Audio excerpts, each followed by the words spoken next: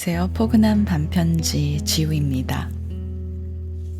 오늘 하루 하늘 한번 올려다 보신 적 있으신가요? 조금 바쁜 하루라도 하늘 한번 바라보는 여유로운 시간 일부러라도 가졌으면 좋겠습니다. 하늘은 너무너무 넓잖아요. 이 넓은 하늘 아래에서 아동바동 바쁘게 살아가는 우리의 모습일 텐데 웬만한 건 그냥 툭 하고 날려보내고 잊어버리고 즐겁게 생활하는 것도 현대인으로서 현명한 삶의 자세인 것 같기도 합니다. 누구나 한번 살아보는 인생이기 때문에 언제나 서툴고 또 시행착오도 많을 텐데요. 그래도 우리는 우리 자신의 주인이니까 우리 자신을 가장 사랑해주고 우리 자신의 편에 서는 것이 맞겠다라는 생각이 들었습니다. 오늘 포근한 밤편지 지우는 지민석 작가의 누구에게도 상처받을 필요는 없다. 이 책을 모두의 창가에 띄우려고 합니다. 사랑한다는 뜻입니다.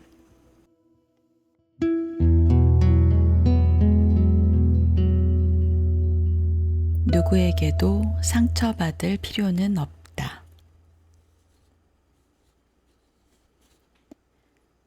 세상에 나 자신보다 중요한 것은 없습니다. 그런데 과연 진심으로 자신을 가장 중요하게 여기는 사람이 몇이나 될까요? 자신을 중요하게 여기지 않아 상처받는 순간이 우리에게 자주 찾아옵니다.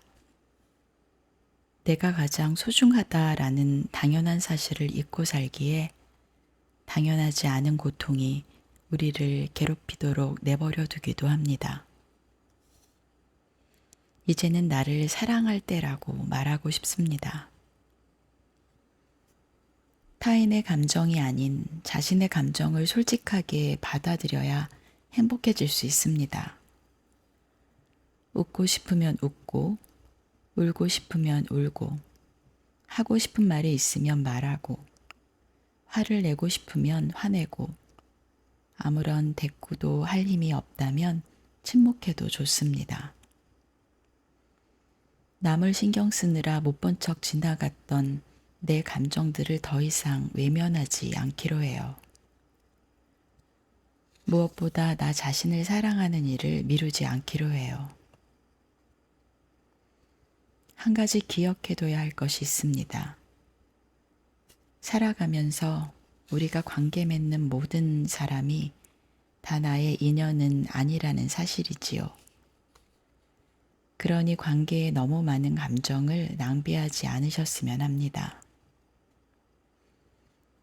얼굴 한번 마주한 적 없는 우리가 이 책을 통해 연이 닿았듯이 앞으로 또 수많은 사람을 만나고 알아가는 날이 올 테니까요. 삶에 대한 막연한 걱정으로 위축되지 않길 바랍니다. 지금까지 그래온 것처럼 자신을 믿으면서 살아간다면 인생이 나쁘게만은 흘러가지 않을 테니 말이죠. 저는 그렇게 믿습니다. 아직 나의 계절이 오지 않았을 뿐이라고요. 시간은 계속 흘러가고 계절은 언젠가 바뀝니다. 차디찬 겨울이 지나면 따뜻한 봄이 찾아와 꽃을 피우듯 나의 계절도 때가 되면 가장 아름다운 꽃을 피운다는 믿음을 가졌으면 합니다. 그 믿음 하나만으로도 오늘을 살아가는 데 부족함이 없기를 바랍니다. 지금의 나를 믿으면서 하루하루 열심히 살아가다 보면 내 삶에도 꽃이 피고 열매를 맺는 날이 반드시 찾아옵니다. 힘든 계절 조심히 건너가시고 다시 만나는 그날까지 아프지 마세요. 몸도 마음도요. 멀리서나마 당신을 응원하고 있겠습니다. 겨울 냄새 가득한 작업실에서 지민석 이라는 프롤로그를 읽어드렸습니다. 자, 그럼 이제 본문 함께 읽도록 할게요.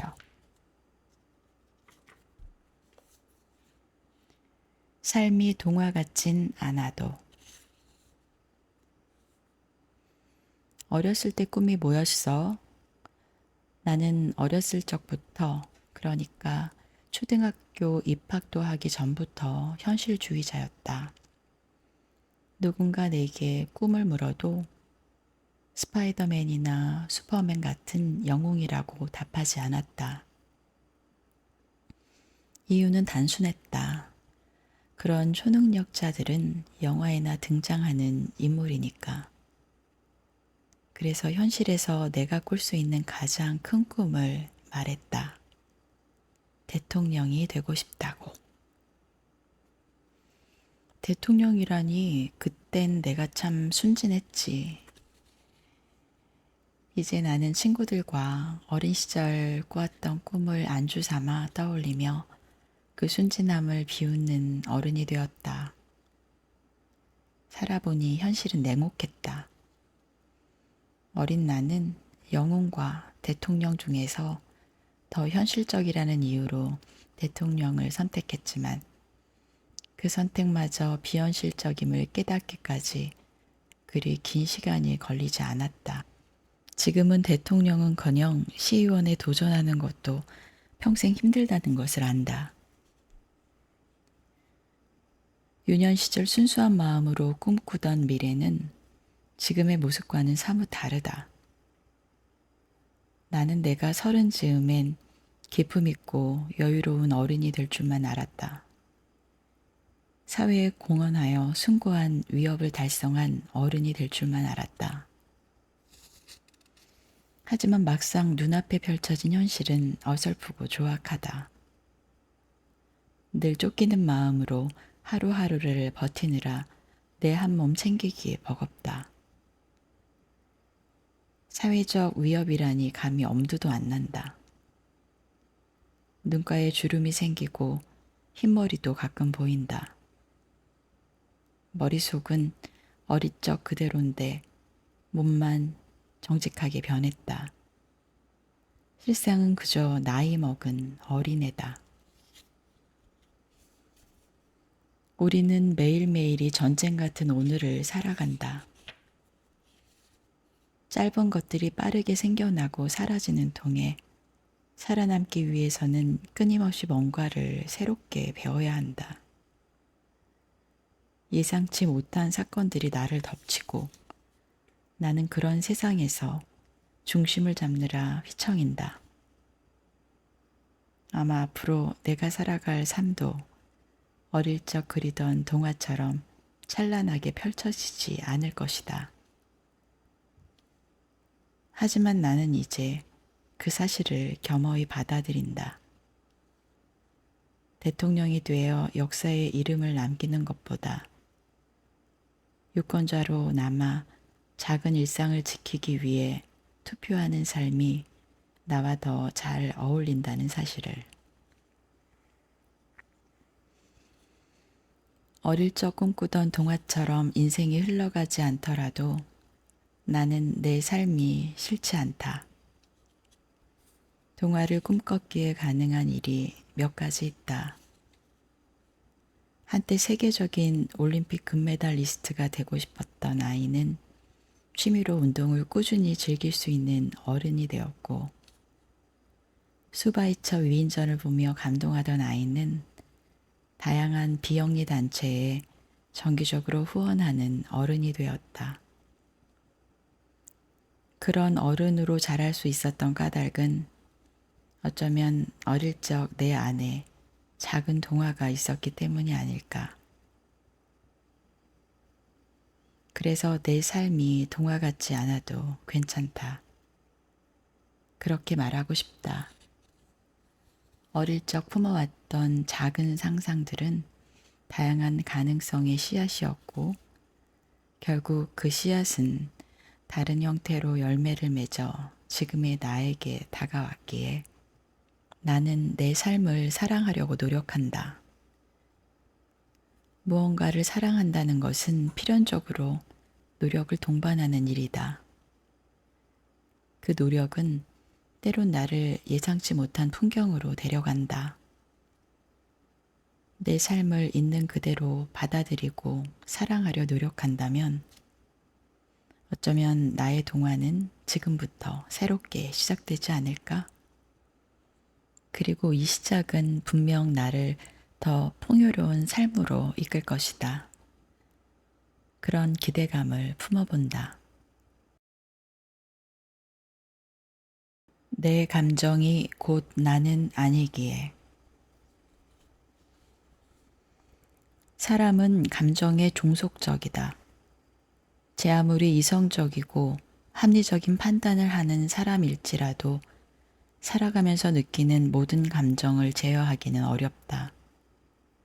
어떤 이들은 감정이 이성적인 판단을 방해한다고 여기지만 나는 이성과 감정이 연결되어 있다고 생각한다. 이성적인 행동처럼 보여도 그 기저에는 감정이 작용하고 있다는 이야기다. 즉, 이성을 현명하게 사용하기 위해서는 자신의 감정을 정확히 파악하고 다룰 줄 알아야 한다. 우리는 살아가는 거의 모든 순간 감정을 느낀다. 하지만 그 감정이 부정적인 성격을 자주 띈다면 자신의 상태를 점검해 보길 권한다. 부정적인 감정은 부정적인 판단과 행동으로 이어지기 쉽다. 그런데도 사람들은 대부분 하루 동안 자신이 느꼈던 감정을 되돌아보지 않는다. 되돌아본다는 행위는 당시 느낀 감정을 소환해 다시 느끼는 게 아니라 그 감정에서 한 발짝 떨어져 객관적으로 바라봄을 의미한다. 감정을 객관화하는 과정이 없으면 나쁜 방향으로 뻗어나가는 생각에 속절없이 끌려가 하지 않아도 될 생각까지 하게 된다. 나아가 부정적인 상태에서 내리는 스스로에 대한 판단을 진실이라고 여기기도 쉽다. 감정은 감정일 뿐 실제도 나 자신도 아니다. 감정이 이끄는 대로 자신을 판단해선 안 된다. 만약 어떤 실수로 자책감이 너무 커 죽을 만큼 괴로운 하루를 보냈다면 나는 지금 내가 나를 괴롭히고 있구나 하고 한 발짝 물러선다. 그리고 내 감정을 받아들인다. 가슴 아픈 거 이해해. 충분히 속상할 만한 상황이지.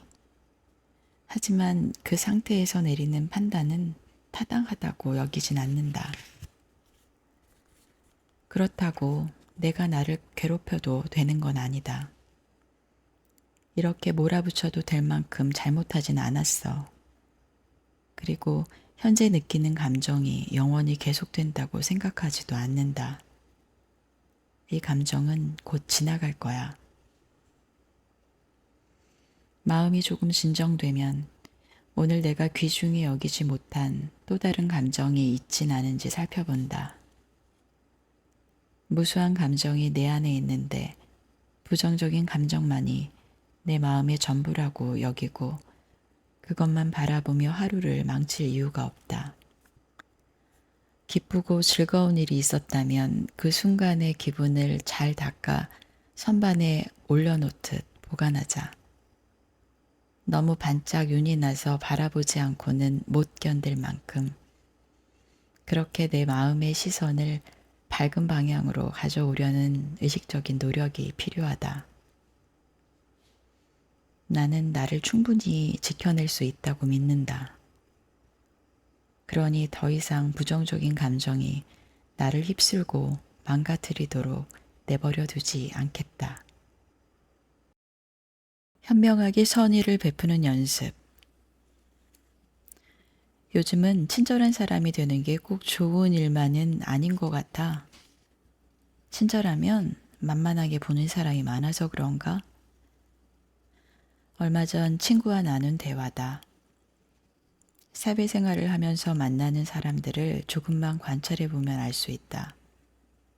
필요할 때는 다급하게 고개를 숙이며 도움을 요청하던 사람이 문제가 해결되고 나면 언제 그랬냐는 듯 모른 척을 하고 처음 한두 번은 진심으로 고마워하던 사람도 나중에는 호의를 당연하게 여기며 점점 더 무리한 부탁을 해온다. 항상 부탁을 들어주던 사람이 사정이 생겨 이번엔 어렵겠다라고 말하면 도움을 당연하게 여기던 이는 그때부터 거절한 사람을 매정한 성격의 소유자로 몰아간다. 그렇게 안 받는데 실망이네. 별로 어려운 부탁도 아닌데 우리 사이에 유정조도 못 해줘. 10번 친절을 베풀어도 한 번 부탁을 거절하면 나쁜 사람이 되는 세상. 그만큼 우리가 살아가는 이 사회가 지극히 이기적인 사회로 바뀌어 가고 있기 때문일까? 우리는 어릴 때부터 착한 사람이 되어야 한다. 어려운 사람이 있으면 도와야 한다와 같은 말들을 듣고 자랐다. 하지만 정작 나 자신을 위해 단호해지는 법을 배우지 못했다.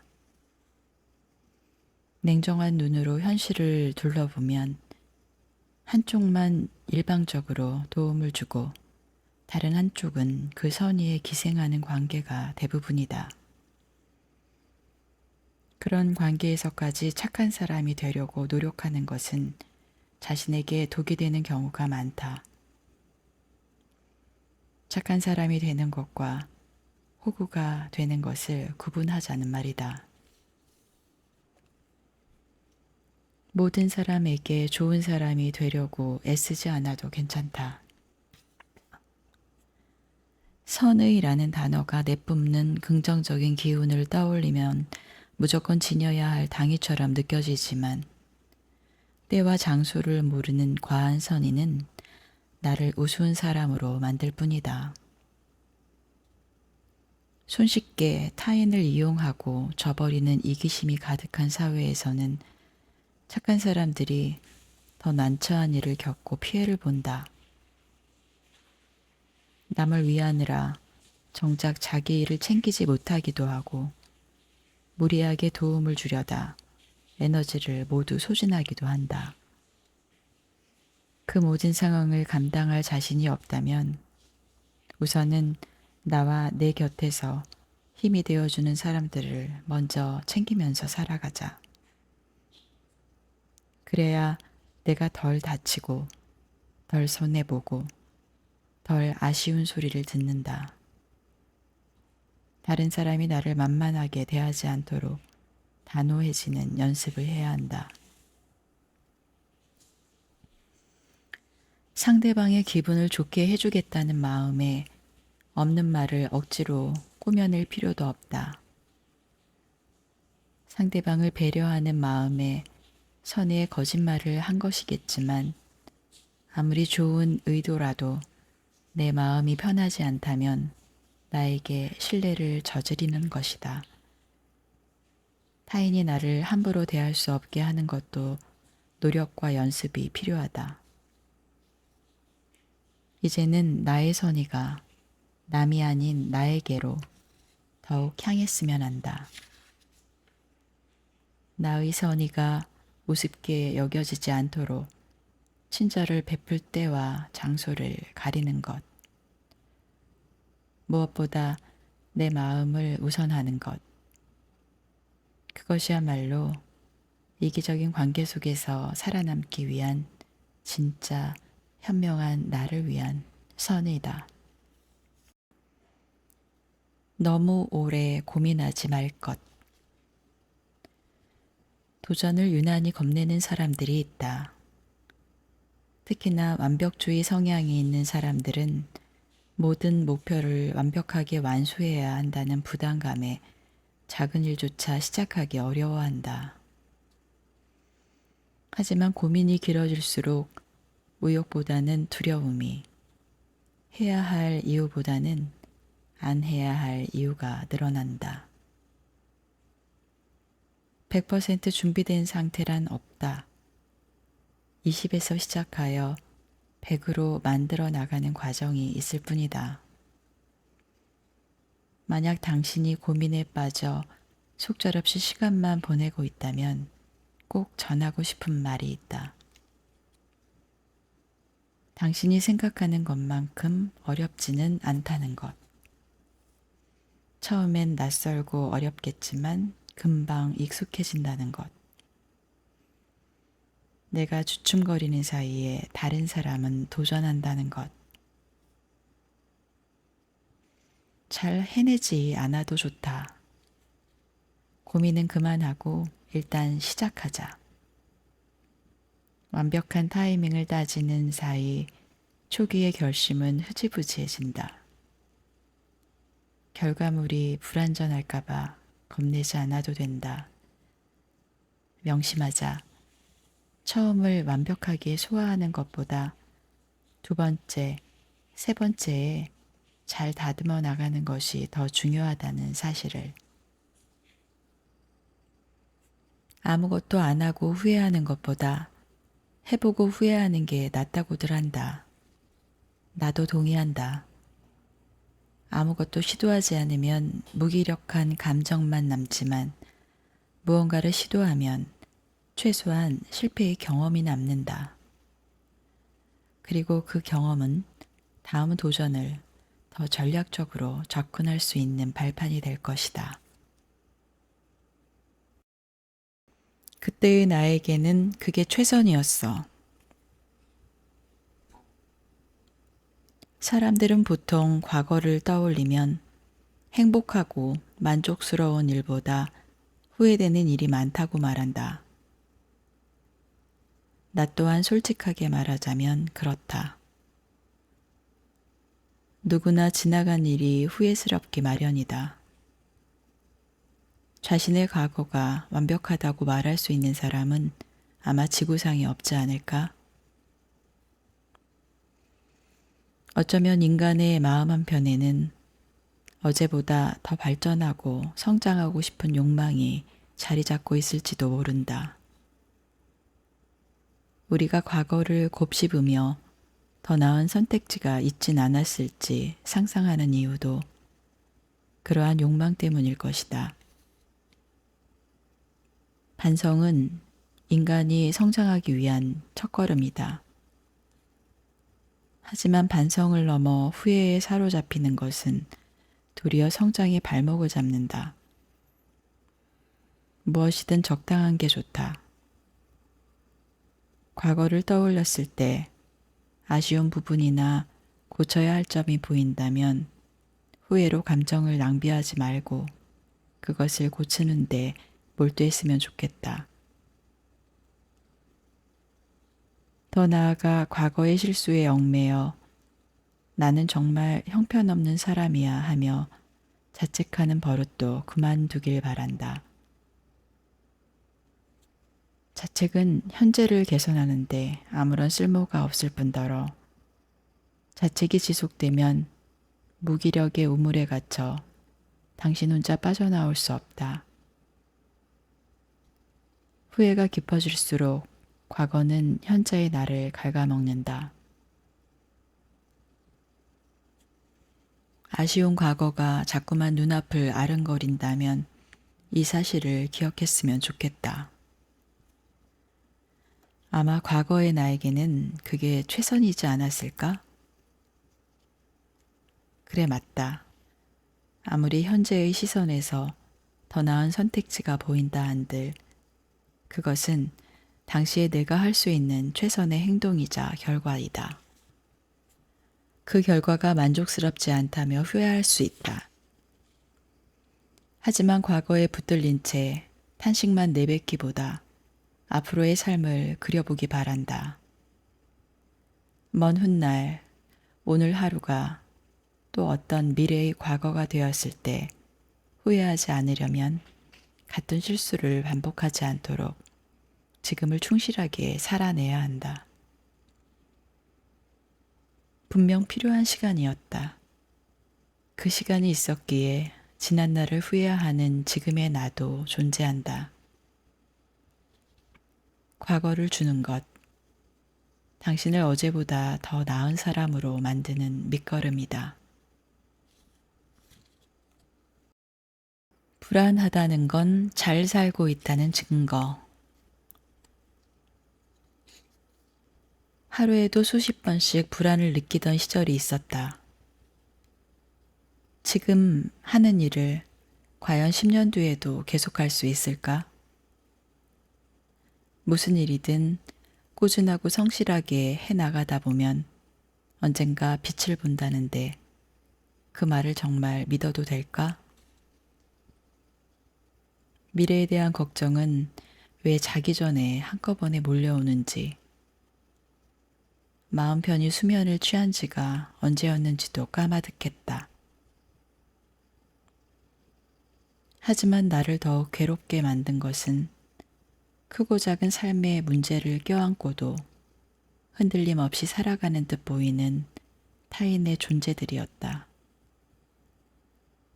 모두가 자신에게 닥친 삶의 고비를 의연하고 능숙하게 헤쳐나가는 듯했다. 그렇게 나는 얼굴도 모르는 타인을 상상하고 그들과 나를 비교하며 조급해졌다. 그러던 어느 날, 한 친구가 예상치 못한 말로 나를 다독였다. 그는 내가 두서없이 늘어놓는 고민을 찬찬히 듣더니 입을 열었다. 지금 내가 느끼는 불안은 잘 살아가는 사람만이 느낄 수 있는 감정이야. 모든 사람이 다 너같지는 않아. 내가 상상하는 것만큼 모두가 자기 삶을 치열하게 대하지는 않거든. 그가 내게 했던 말을 정리하면 이러하다. 분명 나처럼 삶의 방향을 의식하고 미래로 나아가려는 사람들도 있는 반면 아무런 계획도 성장할 의지도 없이 자기 인생을 방치하며 살고 있는 사람들도 널려 있다는 것이다. 그는 지금 내가 느끼는 이 불안함 또는 스스로를 사랑하고 신경 쓰기 때문에 생기는 감정이라고 말했다. 그는 개인적인 생각일 뿐이야 라며 이야기를 마무리했지만 나는 그날 작은 위로를 받았다. 남들보다 뒤처져서가 아니라 다만 잘 살아가고 싶었을 뿐이라는 안도감에 불안을 조금 자연스러운 감정으로 받아들일 수 있었다. 그렇다고 모든 게 다 괜찮아진 것은 아니었다. 어제도 오늘도 여전히 불안의 연속이다. 하지만 나는 조금 더 나를 믿어보기로 했다. 친구가 했던 말처럼 내 삶을 잘 꾸려나가고 싶은 마음이 있기에 불안이라는 감정을 느낄 수도 있으니까. 매 순간 걱정한다고 당장 달라지는 건 아무것도 없으니 불안은 오늘과 내일을 잘 살아갈 원동력이라고 생각하기로 했다. 지금 삶이 걱정되고 불안하다면 그것은 당신이 잘 살아가고 있다는 증거이다.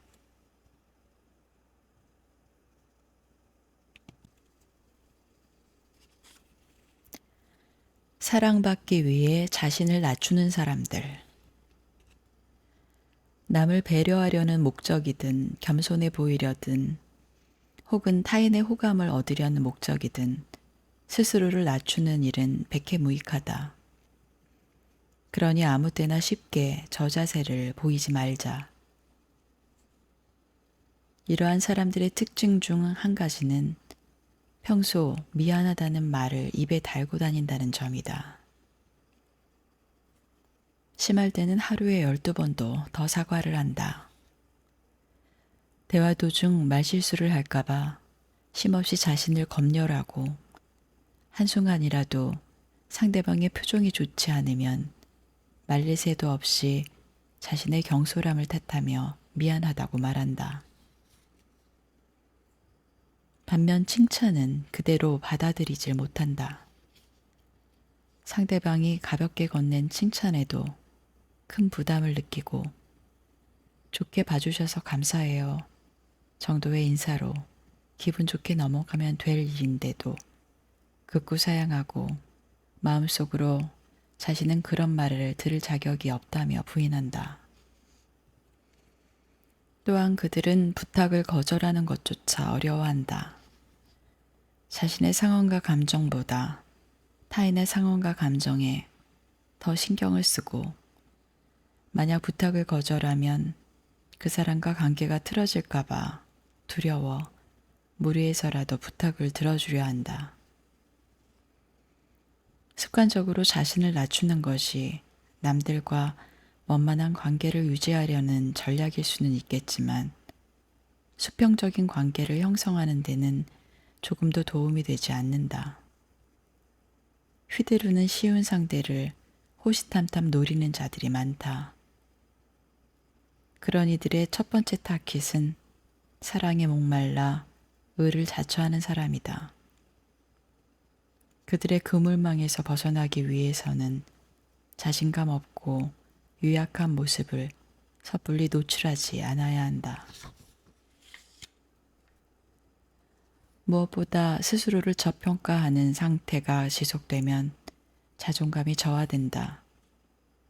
자존감은 타인이 챙겨줄 수 없는 영역이기에 평소 자신을 잘 대우하면서 가꿔 나가야 한다.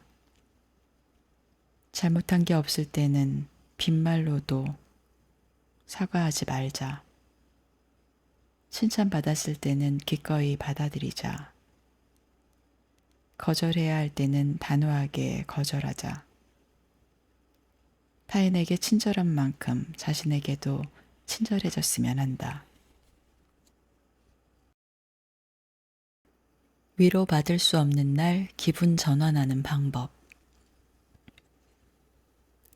남에게 털어놓자니 고민이 약점이 될까 두려워 아무에게도 찾아가지 못하는 날. 그런 날에는 우울을 떨쳐내기가 더욱 어렵다. 타인의 위로에 의지할 수 없을 때 나는 다음과 같은 방법으로 기분을 전환한다. 첫 번째로는 문제에 이성적으로 접근해 보는 것이다. 나를 힘들게 하는 상황에서 한 발 물러나 그 상황의 성격을 구분한다. 나의 힘으로 바꿀 수 있는 상황인가? 바꿀 수 있다면 문제 해결에 집중하고 당장 해결할 수 없다면 더 이상 생각을 중단한다.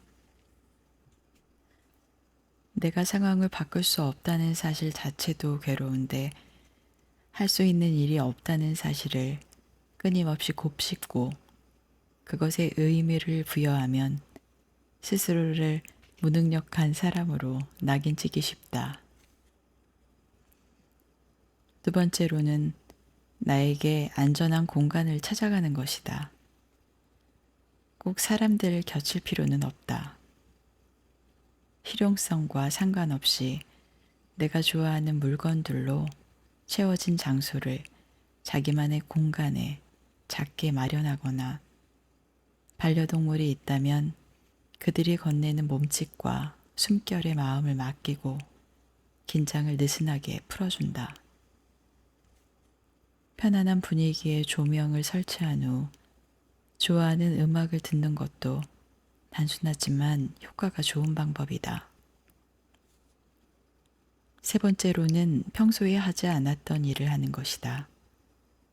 방의 배치를 바꾸거나 한 번도 청소한 적이 없던 곳을 청소하는 등 분주하게 할 일을 만든다. 몸을 움직이는 것은 잡념을 쫓아내는 데 도움이 된다. 평소 눈여겨두었지만 바빠서 방문하지 못한 디저트 카페를 들르거나 어릴 적부터 배우고 싶었던 취미 활동을 시작한다. 이 모든 노고가 번거롭게 느껴진다면 가까운 공원으로 나가서 눈앞에 보이는 풍경을 바꾼다. 마음은 육체의 자극에 영향을 받는다. 스스로 감정을 통제하기 어렵다면 현재 있는 공간에서 벗어나 몸의 새로운 정보를 받아들인다. 결론적으로 빨리 그 감정에 벗어나려는 의식적인 노력을 기울이자. 바쁜 생각에는 중독성이 있어서 상념을 가져본들 당장 해결되는 건 없고 괜한 걱정만 키울 뿐이다. 반면 나를 위해 뭔가를 한다는 행위가 주는 긍정적인 힘은 크다. 적극적으로 긍정적인 힘의 흐름을 만들고 그 흐름 속에 자신을 내맡기자. 내가 나를 좋아할 수 있도록. 언젠가부터 잠들기 전에 꼭 하는 일이 있다. 하루를 돌아보며 나 자신을 칭찬해 주는 것이다. 과거의 나는 피로가 쌓일 대로 쌓여 쓰러지듯 침대에 누워도 꼬리를 무는 잡생각에 쉬이 잠들지 못하고 뜬 눈으로 아침을 맞곤 했다. 불면증이 차츰 심해져 일상에 지장을 주기 시작할 무렵 해결책을 찾던 나는 한 가지 방법을 시도해 봤다. 아주 사소한 일일지라도 무언가 해낸 것이 있다면 스스로를 칭찬하는 것이다. 잠이 오지 않을 때는 양을 세라는 오래된 조언도 있지 않나. 어쩌면 그런 효과를 막연히 기대했던 것 같다. 자기 전에 꼭 무언가를 생각해야 한다면 아직 일어나지 않은 일을 걱정하기보다 나에게서 좋은 면을 찾아내고 격려하는 쪽을 택했다. 처음엔 생각만큼 잘 되지 않았다. 입 밖으로 내뱉는 것도 아니고 머릿속으로 스스로를 칭찬하는 건데도 영 어색하고 민망했다. 꼭 누군가 옆에서 내 속마음을 듣고 있는 것만 같았다. 타인을 칭찬하는 것만큼 나를 칭찬하는 연습도 필요하다는 사실을 그때 처음 느꼈다. 작은 일부터 시작했다. 귀찮음을 극복하고 오늘 할 일을 끝낸 것부터 도움이 필요한 친구를 발벗고 도와준 일. 아무리 생각해도 칭찬할 거리가 없을 때에는 그냥 오늘 하루를 무사히 마친 일까지. 처음 몇 번의 민망함을 극복하고 나자 그 시간은 복잡한 하루 중 나에게 평온을 가져다 주는 소중한 순간이 되었다. 수면의 질이 한결 높아졌을 뿐만 아니라 싱겁고 밋밋하게만 흘러간 줄만 알았던 오늘을 달리 보는 법도 익히게 되었다. 그런 사소한 습관이 쌓이자 마음의 중심이 견고해짐을 느꼈다. 마음의 중심이란 대단한 업적을 이뤄야 견고해지는 게 아니었다.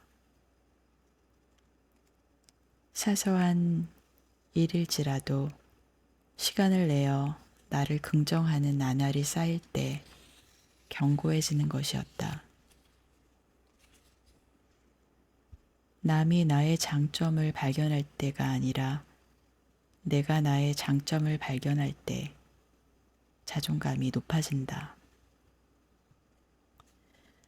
타인의 평가에 기대지 말고 내가 나에게서 좋아하는 면을 계속 찾아야 한다. 그러니 아주 사소한 일일지라도 자주 자신을 칭찬해 주길 바란다. 쉽게 지나간 하루는 없다. 이 하루를 무사히 마치기 위해 당신은 분명 애를 썼다. 짧게라도 나에게 집중하는 시간을 가지고 결코 평탄하지 않았을 오늘 하루를 보내느라 고생했다고 스스로 다독여주자. 그 시간 끝에서 언제나 내가 가장 소중하다는 사실을 기억하기를. 자, 길게 책을 함께 읽었는데요. 아직까지도 잠 못 들고 계신가요? 그렇다면 이제 더 차분한 마음을 가지고 편안한 음악 들으면서 진짜 잠자리로 들어갔으면 좋겠습니다. 저도 함께 잠을 청해 볼게요. 오늘 포근한 밤편지 여러분과 함께해서 행복했습니다. 안녕히 주무세요.